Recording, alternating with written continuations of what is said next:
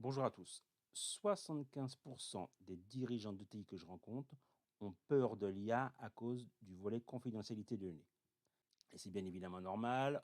Qui voudrait partager des informations stratégiques avec une machine de manière à ce qu'elle soit divulguée auprès de tout le monde? Néanmoins, ce raisonnement vous coûte très très cher. Pendant que vous hésitez, d'autres TI prennent de l'avance, développent des solutions pour eux et demain pour vous, vont concurrencer les éditeurs de logiciels et vous. Parce que la réalité, c'est que l'IA n'est pas le problème, mais la manière dont vous l'utilisez. Plus que jamais, ça je le rabâcherai sans arrêt, c'est la compétence métier qui va donner la valeur à l'IA et à votre entreprise. Et donc, dans cette vidéo, je vais vous montrer les 3 erreurs qui vous bloquent dans l'adoption de l'IA et comment les éviter.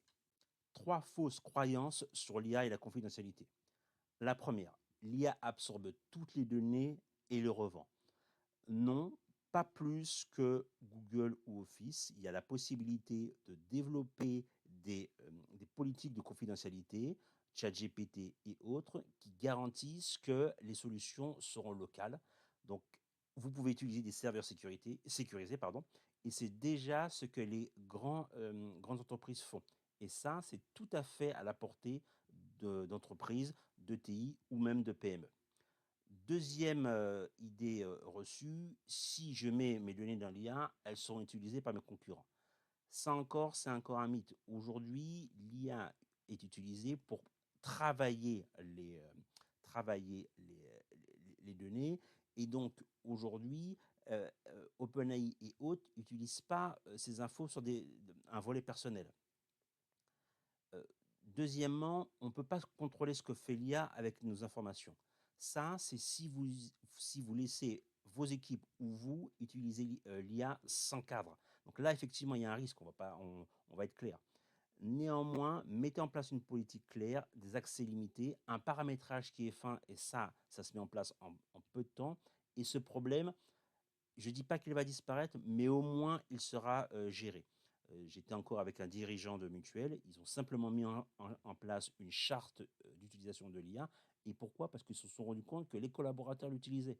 Donc plutôt que les freiner ou qu'ils fassent ça de manière cachée, ils ont décidé de le cadrer et de temps en temps d'utiliser des solutions pour chiffrer les données. Donc c'est ce que vous devez faire.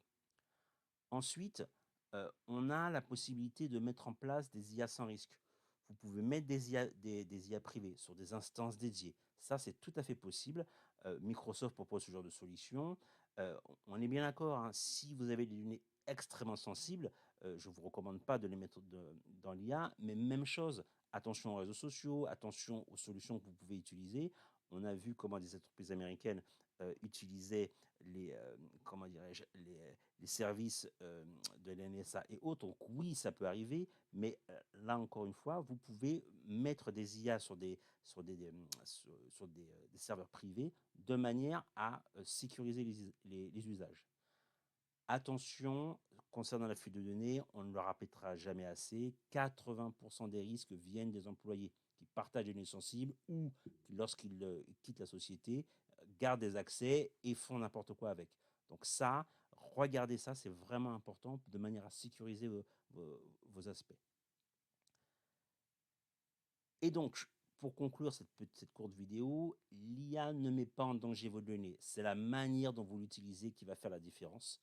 Et donc aujourd'hui, voyez bien l'IA comme un vecteur de transformation de votre entreprise et donc intégrer ce volet confidentialité et ce volet sécurité comme vous avez l'habitude d'utiliser, comme vous vous êtes déjà posé la question pour le cloud et pour les autres solutions digitales. C'est le même sujet. Donc dites-moi en commentaire, quelles sont vos plus grandes craintes, qu'est-ce que vous avez mis en place et si vous voulez que je vous fasse une démo, bah, dites-le moi,